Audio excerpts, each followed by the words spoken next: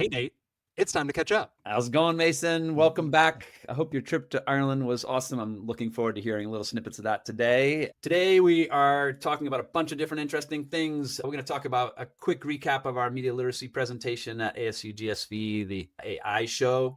We're going to do a deep dive into enrollment drops and options for learning ecosystems that we've been writing about.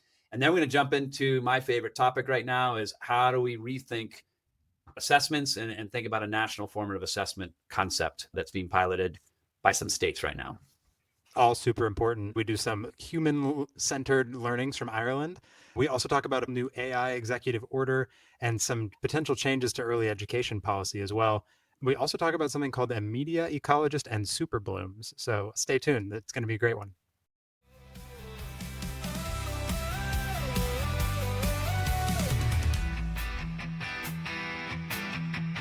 Born with fire in my veins, my soul a restless tide, chasing whispers on the wind where mysteries abound. How's it going? What's up? It's going great. I am back. I had limited jet lag on the return, so that's like all you can ask for. And I have been thinking a lot about music. Ireland is alive with music, and we'll talk a little bit about that at the end. But yesterday, I was on this podcast called the Better Learning Podcast, and they're doing this thing right now where every episode they are looking at a movie that depicts school, and then they're just kind of like talking about that movie. So they invited me on because I wrote a blog a while back about Hollywood and education. I chose School of Rock as my movie because it's the best. And one of their questions was, could this movie exist today, or how would technology make it different? And it was really interesting because in thinking about the movie, I think how it would be different today is a teacher would give every student the project to become an artist rather than have them become a band and play these like unique roles. And I think technology has done this thing where everybody has this individual project and we don't have this collaborative project. So this week I'm thinking a lot more about bands aren't popular right now, so that's Right. part of it. But like, how do you continue to use these kind of collaborative, wonderful group projects in a world where you have technology that's saying every person for themselves? So School of Rock got me there.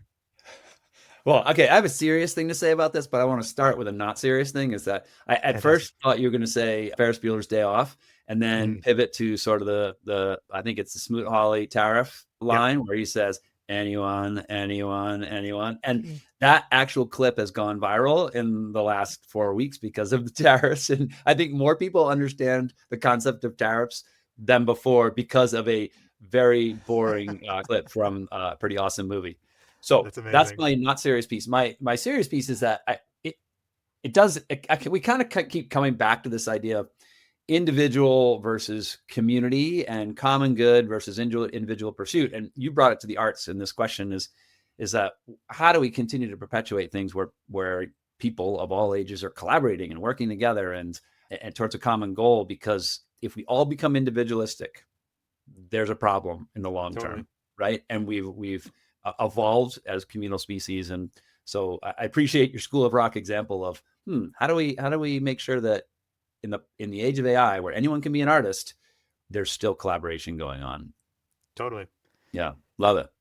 Yep. Yeah. What about you? What have you been seeing this week? A couple things that I just observed this week is I got an email and someone asked if I had heard of this mall redevelopment project in Oklahoma City, and it's called the Crossroads Renewal Project, and it's in a former mall that had closed down, this Crossroads Mall, and it's going to be transforming this huge underutilized commercial space into a community hub with schools and businesses and some religious like churches, et cetera, et cetera. And I kind of went down a short rabbit hole of what else do we know that's happening in that area? And what do we know about malls? When I grew up, I went to the mall as a kid. I grew up outside of Boston, and we went to the Framingham Mall and we hung out, and it was an awesome place for gathering. And that just doesn't happen very much, and malls are closing at huge rates. But I do know that, we know Crosstown School in Memphis is one that's built into a mall. It was the former Sears distribution center, and now has this great Crosstown High School with a bunch of other businesses and arts and healthcare organizations and retail in it. And then we've also been talking to the folks at Runway Green in Brooklyn, New York, where they're repurposing a pretty large old, it's actually part of the National Park Service, open space, but it was an industrial space there where they're going to bring in businesses and schools and green spaces all integrated together. So we're going to talk a little bit more about learning ecosystems later and do a little bit of a deep dive about some of our writing here. But just that email sparked this idea that we've got a lot of malls, and I did a quick research project, and 68% of Americans live within 1 hour of a dead mall. Do you Wow. live within 1 hour of a dead mall? I think it is a like slightly flinching mall. It's not quite dead, but it is certainly not a vibrant Okay, place to so be. it is death throes. All right. And then the Yeah. other part of this survey, we'll put it in the show notes, but was 50% of Americans say they miss going to the mall. I'm actually not one of those 50% because Yeah. in my life now, I don't necessarily need to go to a mall. Are you one of those 50%, Mason? I am not one of those 50%. Okay. Yeah, not at all. Okay. What would happen if the mall had a music studio and a space where you could go learn something, an outdoor garden, or maybe an indoor garden, and some stores? Would you go? Gosh, I'm so easy to predict. Yeah, those would definitely bring me there. Totally. Well, and like last little pin on this, there's a big conversation in urban planning about kind of the suburb sprawl for department stores and malls, where oftentimes the only way to replace whatever was in that before is to put a school or a church or a college in it, and they don't pay taxes in the same way. So it's Oh, actually like a huge hit to communities when these places close, because there's just like not really a way to keep that funding coming in the same way, and they have this huge property that's just taken up. So we definitely need to figure out what to do with these things and make it in a way that's generative to the community that it serves. What else do you see this week or the last couple of weeks? I'm listening to this book called Super Bloom by Nicholas Carr. He's sort of like a contemporary media theorist person. He wrote a book called The Shallows like 10, 15 years ago that I think was kind of a big deal. And it's all about attention and communication. It's like my favorite topics. But he positioned the phrase media theorist as a media ecologist, and he described it as communication tools fundamentally create new environments, they create new systems, and they create new senses of self for the people using them. And I really liked that reframing of how we think about media systems. I know you just read the Yuval Noah Harari book, and that is definitely more about information than communication specifically. But it's something that I'm thinking about. I'm sure it's going to come up more and more today. But the way we communicate fundamentally reshapes everything. And in a world of AI where this communication is happening in strange new ways, it's just something to look out for. So do you think that is he arguing that communication shapes culture? I mean, how is it actually shaping us just as we are using it? I mean, is that what you're trying to get at here? I think so. Yeah. Like it's this idea that the same way that Twitter made things really polarized because it was short form and out of context, whereas beforehand, like you had something more along the lines of books, which were a little more like in solitude, you were reflecting, you were engaging with this thing. That is a form of communication. They just all communication tools change the way that we behave. And so I think that is like a really important thing to think about as communication is going to go through some really dramatic changes in the next 2 to 5 years. Yeah, we're really intertwined, and how do we make sure that young people actually understand that and are not just sort of ignorant consumers, like which all of us are sometimes, ignorant consumers, things that are out there. Okay, why is it called Super Bloom? Do you have a sense of why it's called Super Bloom yet? Yeah, it had to do with like a viral internet trend. Basically, these people went, and there was like a Super Bloom event where Instagram people were stepping on a bunch of flowers to get photos of flowers, and it erupted in this huge display online. So he's kind of making this Super Bloom analogy throughout, but I think that was like the catalyzing event that gave him the name. Yeah, it's the ice bucket challenge is going around now for mental health, and that has become a Super Bloom. Not as probably way more than the Smoot Hawley Ferris Bueller's Day Off Super Bloom that's going on right now, but I think I'm going to start using that language when we talk about viral things. Super blooms. Yeah.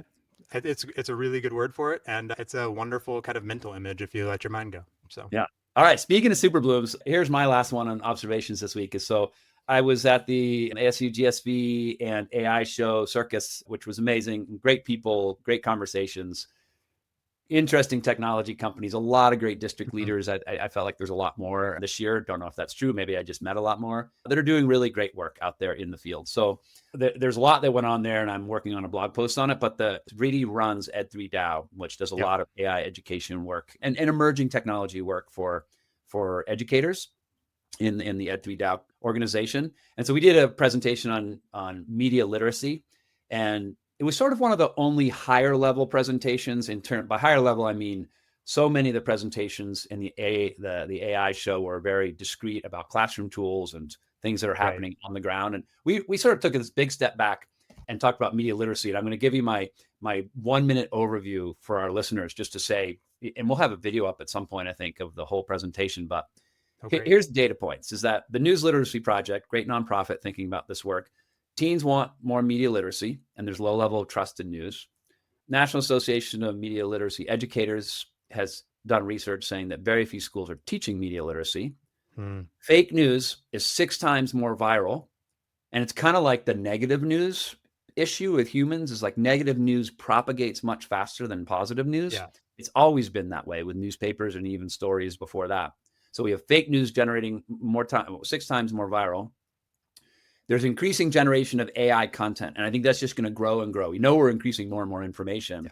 And so all these things are happening at the same time. And our thesis in this presentation was it's leading to this infobesity epidemic, meaning there's way too much information. You and I talked about this last time with this puzzle pieces analogy of no one can understand the entire puzzle. We're all trying to fit pieces together, and we're inventing the spaces when we don't have the puzzle piece there. So infobesity, too much information. And then the runner-up word of the year last year was slop, which is this, it's just bad AI created misleading misinformation that's out there in increasing amounts.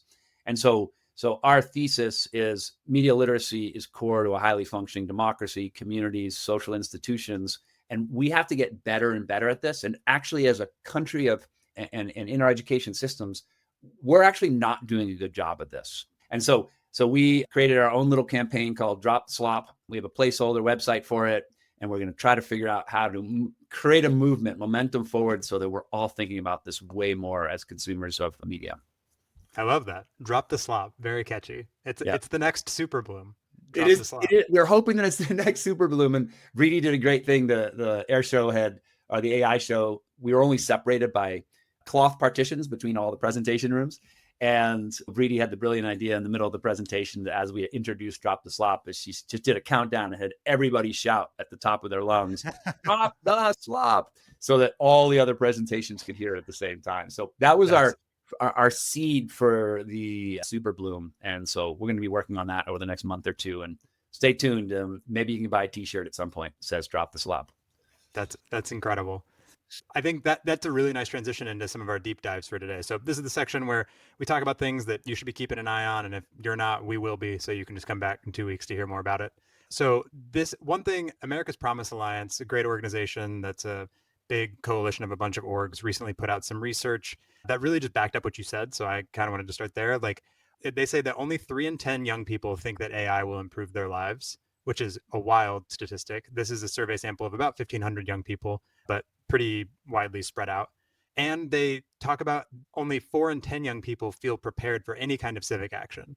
So when you put those two things together, that's like way below 50%, and really ties into what you were talking about with this media literacy and this disinformation. It's like people are nervous about these technologies. They don't feel equipped to handle them. And then it just kind of gets into this place of fear and anxiety, and probably perpetuating the issue even worse. So you're right. We have a big job to do as a country and as schools to help prepare people. Yeah, I've been thinking about this word literacy.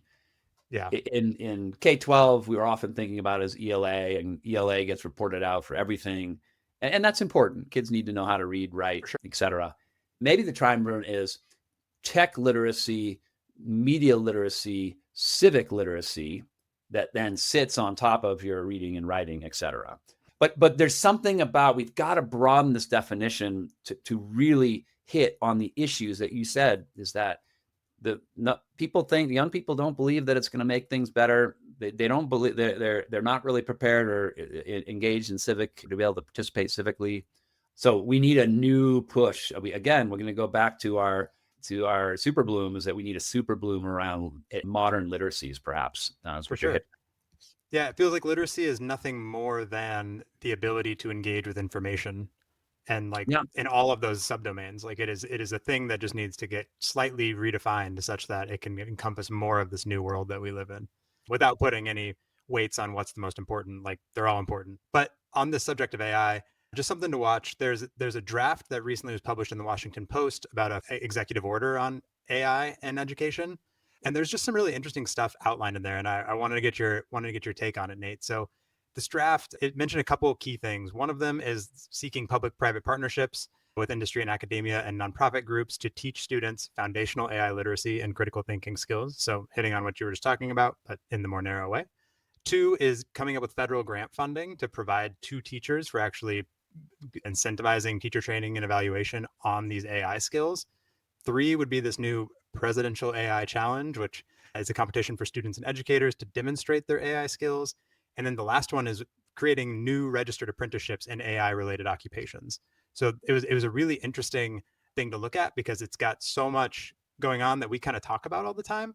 But I also think it could be slanted in such a way that it feels less good coming out. But I'm curious what you think about this. Well, I love another executive order coming out because you never know what's going to happen, right? You never know. Never know. So let's go through these piece by piece. So number one, draft order. It's kind of funny. I mean, if this executive order comes out tomorrow, there are so many schools and districts that are already thinking about this, and so many nonprofits and intermediaries that it's kind of like checking a box.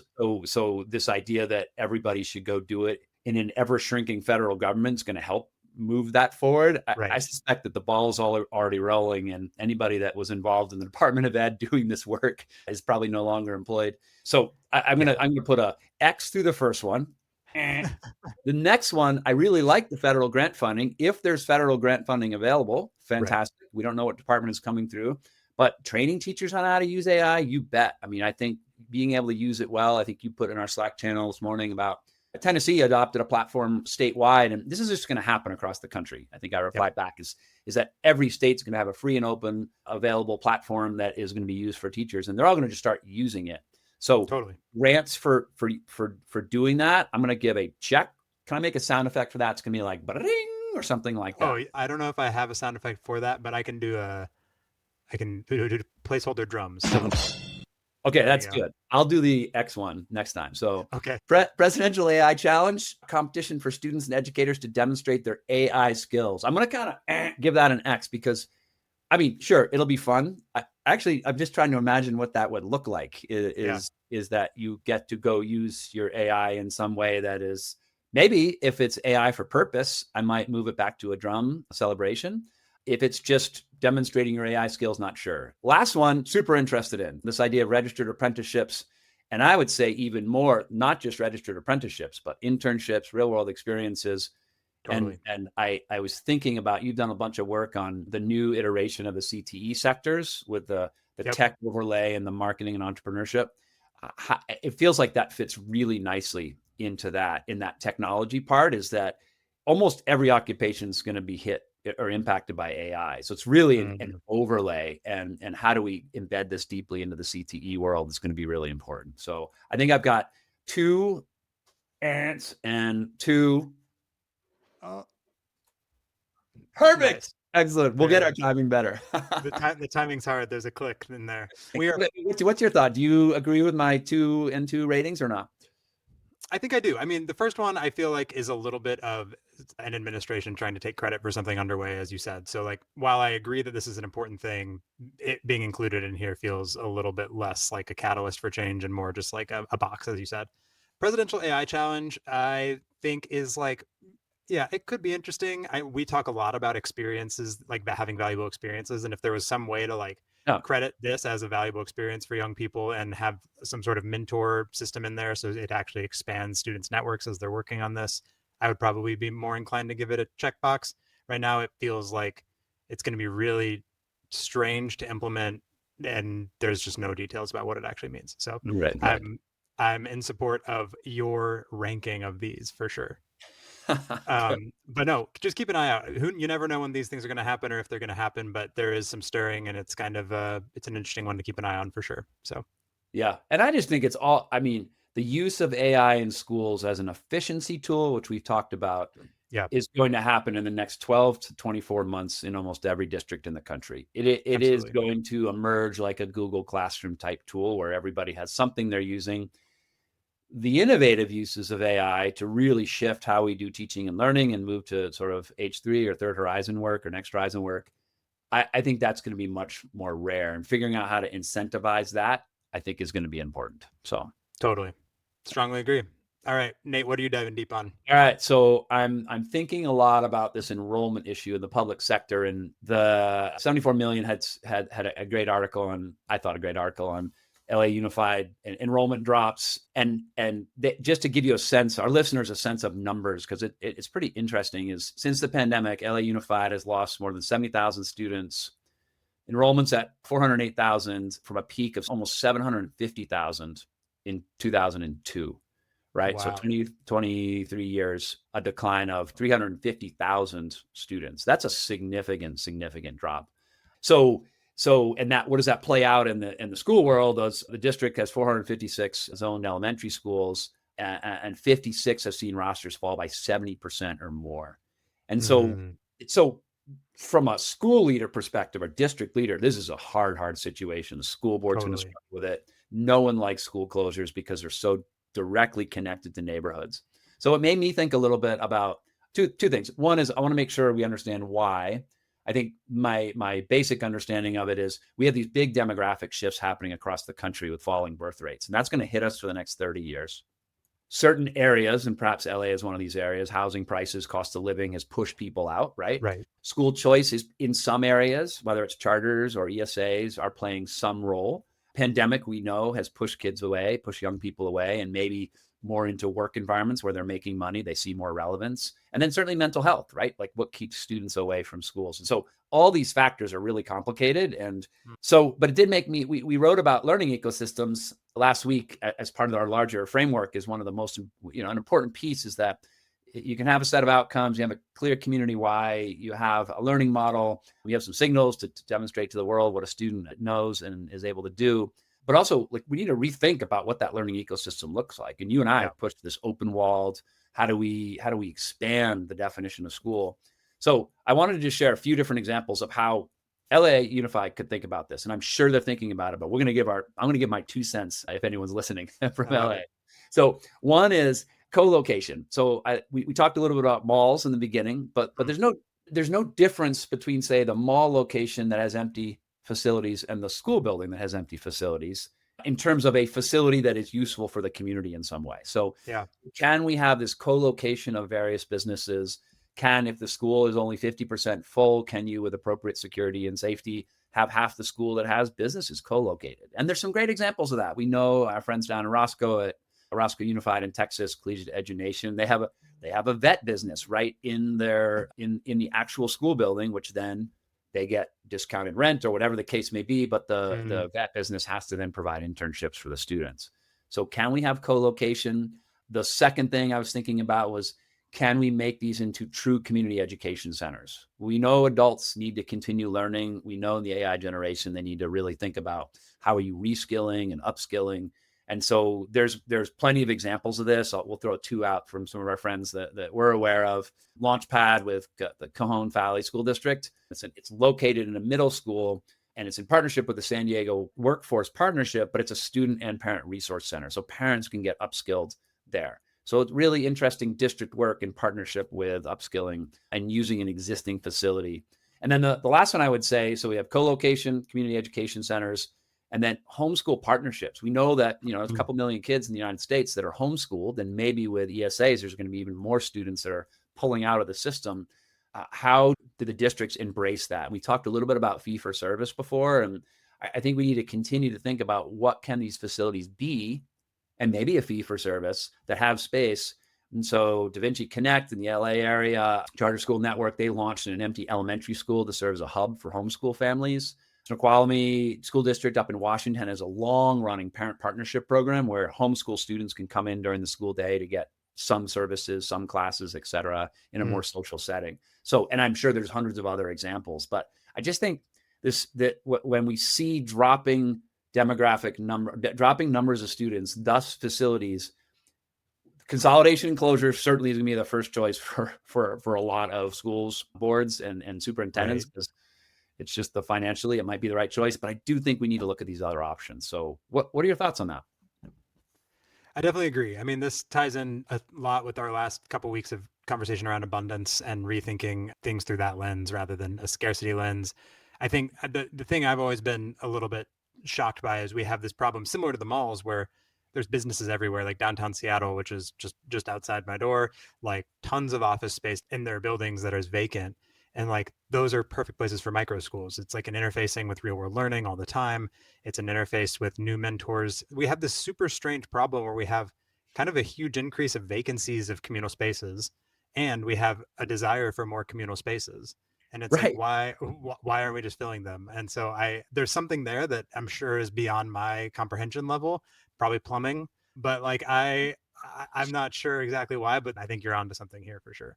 I think we're going to say that there's a there, and maybe we'll keep writing about it. And we're just, people have been thinking about expanded learning ecosystems for a long time, but I think there's Totally. going to be a little bit of a perfect storm going on of declining enrollment numbers. They're going to leave a lot of open spaces, and school closures are really difficult to pull off for all sorts of good reasons. We want to leave these community schools open, and yet financially they have to be viable as well. So we need to be really creative here and figure out some solutions. So maybe there's a there. Let's put a placeholder in that and see what comes up from our listeners.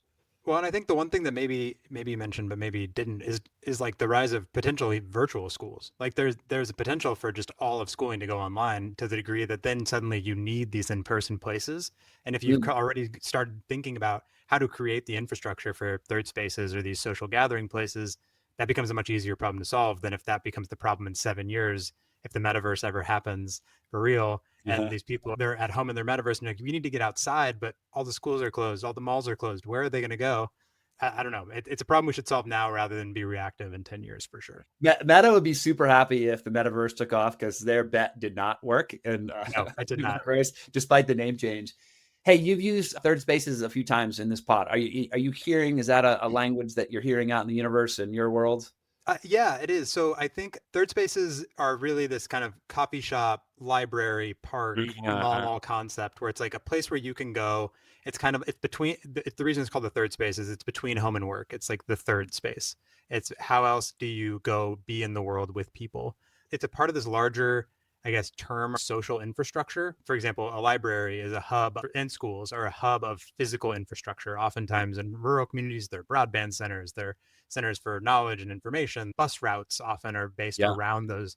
And so there's this other layer of a social infrastructure, and a third space is a key node in what that is. So it's kind of the way I think about them. And it's easier to say we need more third spaces than we need more malls, libraries, schools, like whatever. So it's just a little more of a catch-all, but I think it's sticky. People have written about it. It exists. I like the idea of just thinking about what if learning spaces were like coffee shops, and you could just drop in totally and learn something, and you could micro credential that, and you go in, you spend an hour there, and maybe you pay a small fee to do that, and you get some sort of upskill along the way. And so you don't have to go search out some specific program online. I mean, you could do that still, but to achieve this idea of individual growth yet communal gathering, I think is let that through line is pretty important, I think, for the health of our species. So I totally agree. Yeah.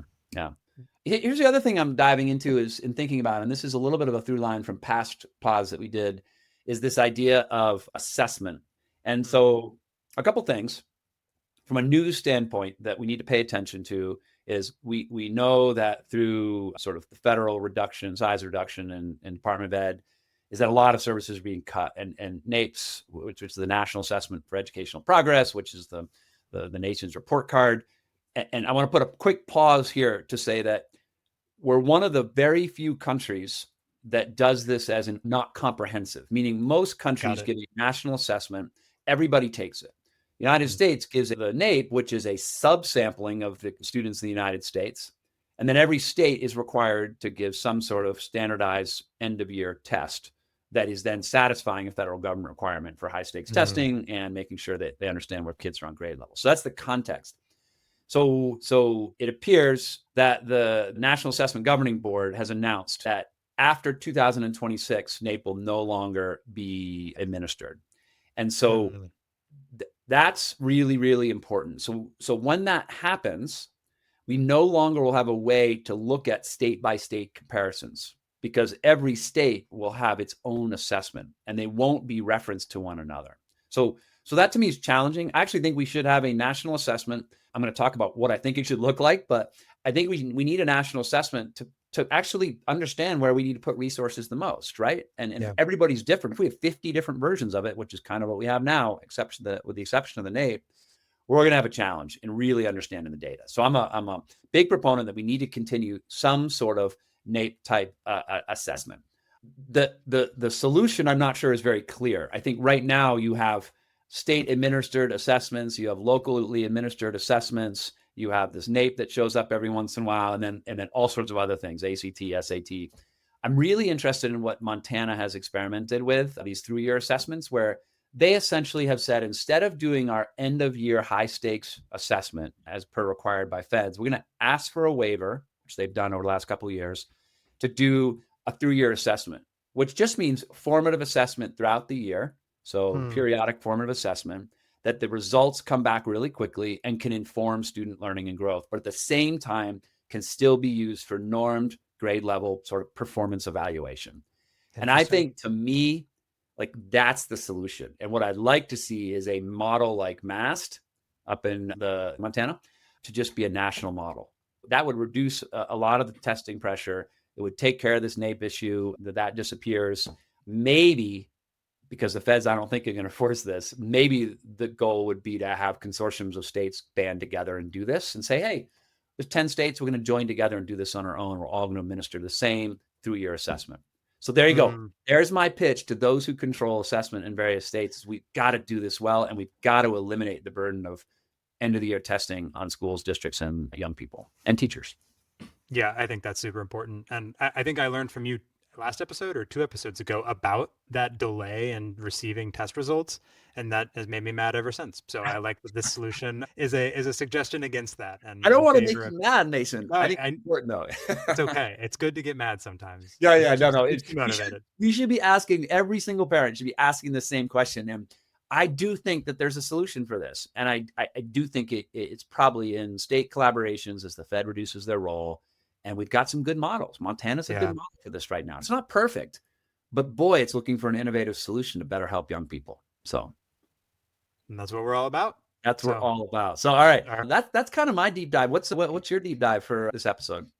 Yeah, so I've been taking it upon myself this year to learn more about early education. It's just something I didn't really know a ton about. I think it's critically important and woefully underfunded, and just a really important part of the education system.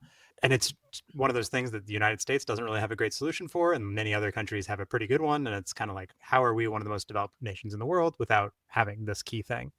So I just saw this piece the other day from Hechinger reporting that it was talking about the kind of threats to Head Start, which I think many of our listeners are probably aware of. But then it showed these other places where people are talking at the legislative level about the changes they would make to the system.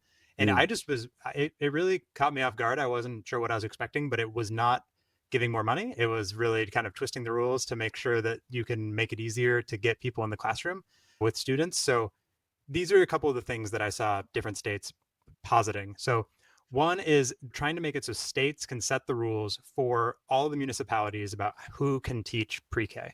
So that is something that right now is not the case. Currently, municipalities in many places can say, these are the rules for who can be in the classroom with the kids. And this is going to say, take it to the state level and set like kind of a blanket statement.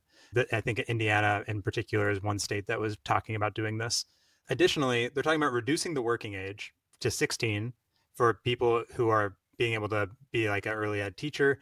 And then a lawmaker in Kansas even proposed 14 to be the age for the people to be with these kids, which is kind of crazy. I mean, me at 14 in a room of kids, I'm not sure that I would have been the dream preschool teacher. It's great real world learning for that kid. You would have done School of Rock. Let's be really clear. I was doing School of Rock with kids at 14. So you are correct about that. There's also reductions in the amount of experience needed, which kind of just goes along with the working age. And then they're also talking about reducing the rules on ratios to just not having rules on ratios. So you could have 50 kids with one 14-year-old and just be like, that's preschool, enjoy, which would be yikes. So it's so interesting to me that these are the levers they're pulling to bypass actually giving funding to these programs. It's just like, let's make it so we can get a lot more kids in the room. Let's make it so anyone can teach and probably we can pay them less. Like, I don't know, but it just left me feeling a type of way. And I was very interested in getting your take. All right. There's a lot here. Let me start with a story.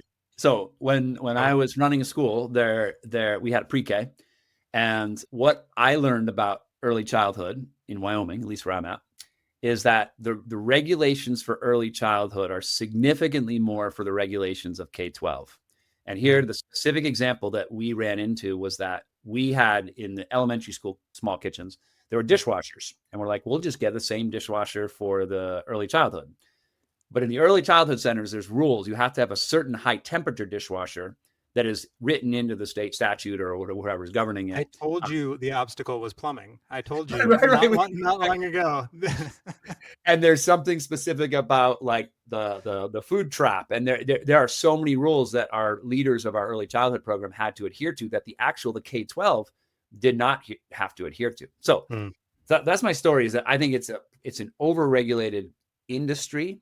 So number one is like figure out how to reduce rules and regulations. It's like some of the suggestions you're making, but also figure out how to really be clear on outcomes. Because there's some really bad early childhood education out in the world, I think, and that's not good for kids and maybe isn't safe or clean or whatever the case may be. So how do you measure quality outcomes? And that might be parent feedback and might be self-reports or whatever the case may be, is somehow saying that this is a joyful learning environment for young people.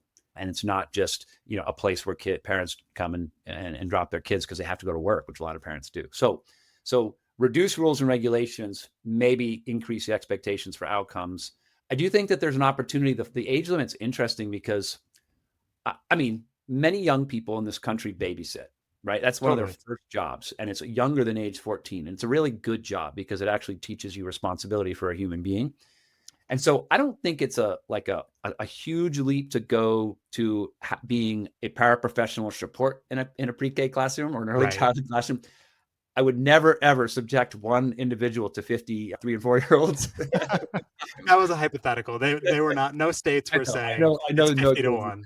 But the image it made me shiver a little bit. And I really like young kids. But I do think there's possibilities of what if these early childhood centers were strongly partnered with local school districts and we really thought about internships in pre-education tracks, because we know that we're trying to increase the number of educators in the world. And one of the great things to do is to go and take advantage of what's either in your own district, own school, own early childhood center. So, and the last thing I'd say is just reaffirming what you said, is that there is so much great evidence to say that early childhood matters, or it matters even more for young students who are coming from higher or lower SES, socioeconomic status, or other marginalized communities.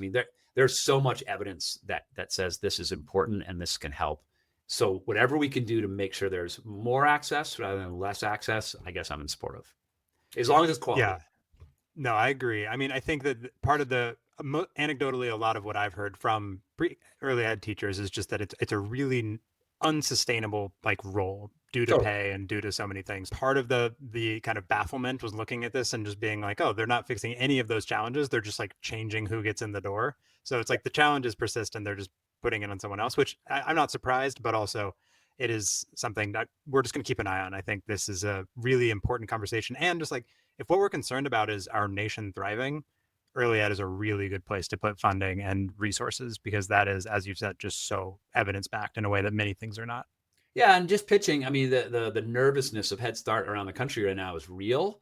And if the feds cut all Head Start money, but then don't block grant to states to replace it, that's going to cause a lot of long-term damage to young people who benefit and their families who benefit from these programs. So my pitch to anyone who's listening out there who has any role in this is we've got to keep early childhood moving, just like I think you're saying. It's so critical to the long-term viability and future of our country. So totally agree. Yeah. All right, with that, let's get into our final segment where we talk about human expression.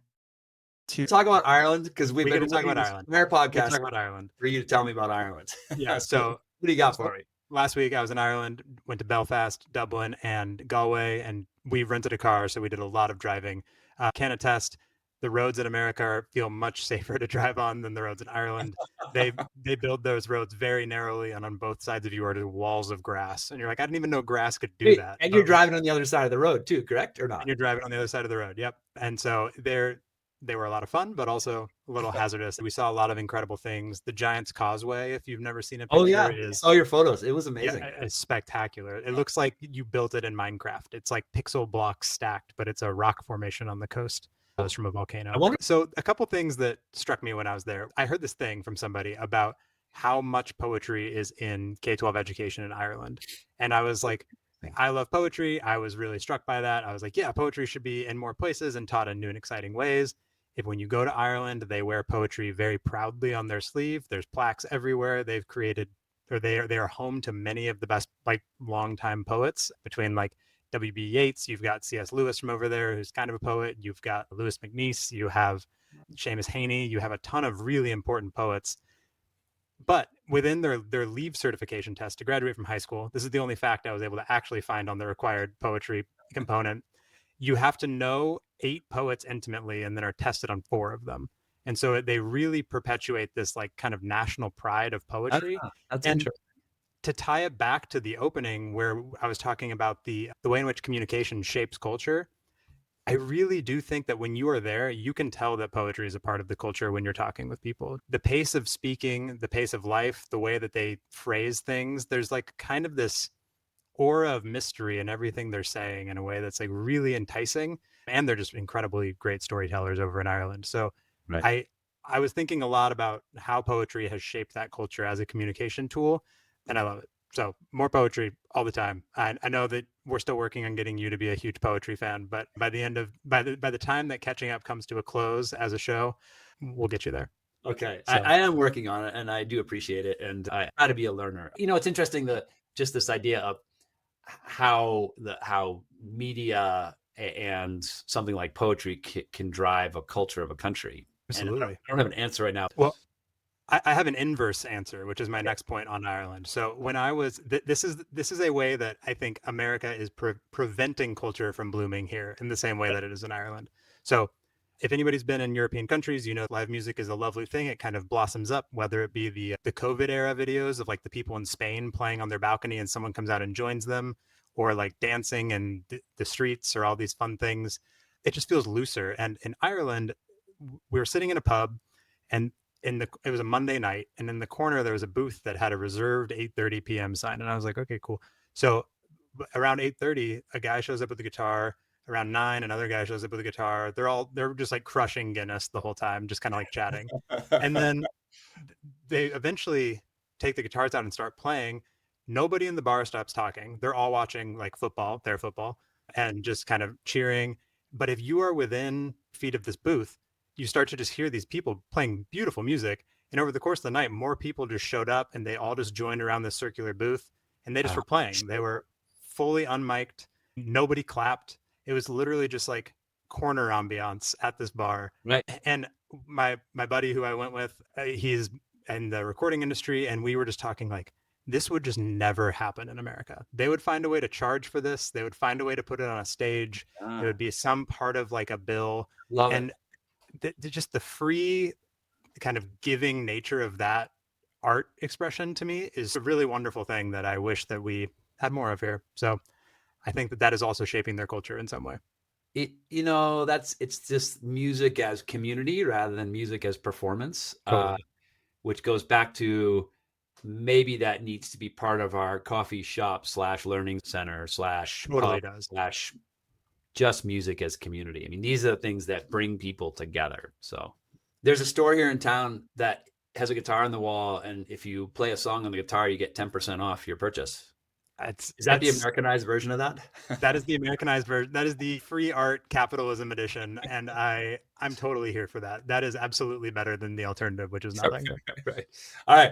I'm going to close this off. This is going to be just expression, not just human expression, but That's I important. was driving in a bus to coach a soccer game elsewhere in Wyoming yesterday, and it's spring in Wyoming, which means there's still snow in the mountains, but the snow level is getting higher and higher. And what that means here is that elk are starting to move back up into the hills. And so in the bus, we had to stop because there was a huge herd of elk that was moving in front of us. And then it went in a huge line up into the hills that were slowly losing their snow. And I live in an area that's surrounded by natural places that are operating on a time frame that is just independent of humans in so many ways. And I think it was just a reminder for me and perhaps our listeners of, in the frenetic pace of the world right now, we are talking about knowledge and how do you keep up with it all, is that there's this whole other ecosystem out there that we're part of. that is just operating at its own pace, and certainly has influences from humans, but it's just operating in a time and a set of needs and a world that is a little bit slower, a little bit probably broader in perspective in terms of it's connected together. But it was just a reminder to me to stop and look outside and pay attention even more than perhaps I do now. So that's my quote. Well, Nate, you stumbled into poetry on accident. That's right. All right, it's time to get into our Guess That Song moment. And I'm so excited. I'm excited too. But before we jump into it, I want to challenge our listeners on Spotify and Apple Music or Apple Podcasts. If we can raise either of those platforms by 10 likes before the next time one of these goes live, I will write an original jingle at the beginning, and Nate has to figure out what my prompt was for myself. And we will play it live. And it'll be the Mason song debut on the Getting Smart. Okay, I'm reframing this on the fly because I just made this up as we were talking. You have to give me a prompt, and then I will write the song next time. Okay. You can use me as like the Mason. You will truly be the human AI. You'll be the Sona version of the human version of Sona. Yes, exactly. So you got to get one of those platforms up by 10 likes on our podcast, and we'll make it happen. So challenge to you, listeners. Awesome. All right. So are you going to play the music for us? Yes, we're guessing the song. You created it. Yeah. So for listeners, Nate created this song using AI, and I have to guess what he put in.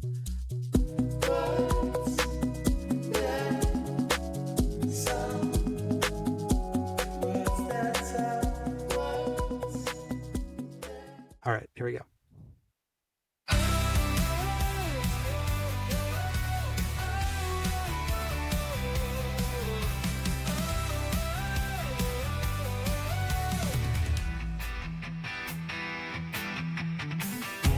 Fire in my veins, my soul a restless tide, chasing whispers on the wind where mysteries abide.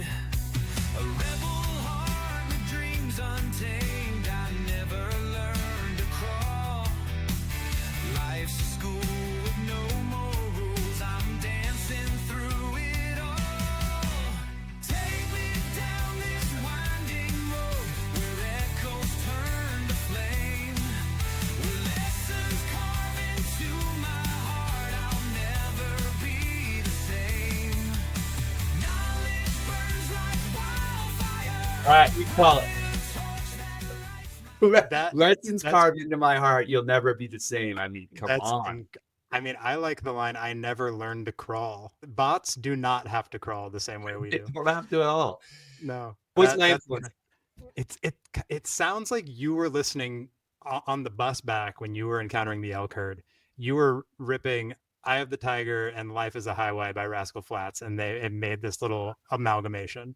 You know, that's pretty good. I think there's some modern, the Eye of the Tiger is probably a little bit closer. So my prompt was Guns N' Roses or any other 80s, 90s hair bands. Okay. So I think it kind of hit it pretty well. My prompt was, it had to be about learning. And so I'm appreciating our through line here that it has to be something about learning that we've done in the last couple songs. So I think we should continue that until it gets dry. It will never get dry. AI is endless possibilities for what learning means. Incredible. All right. Well, Nate, it was a pleasure catching up as always. Have a great 2 weeks, and we'll talk again soon. Yeah, great catching up with you too, Mason, and we'll talk in another couple of weeks. All right. See you later. Thanks for tuning in to the Getting Smart podcast today. We want this podcast to be actionable, insightful, and a great way to learn about what's next in learning.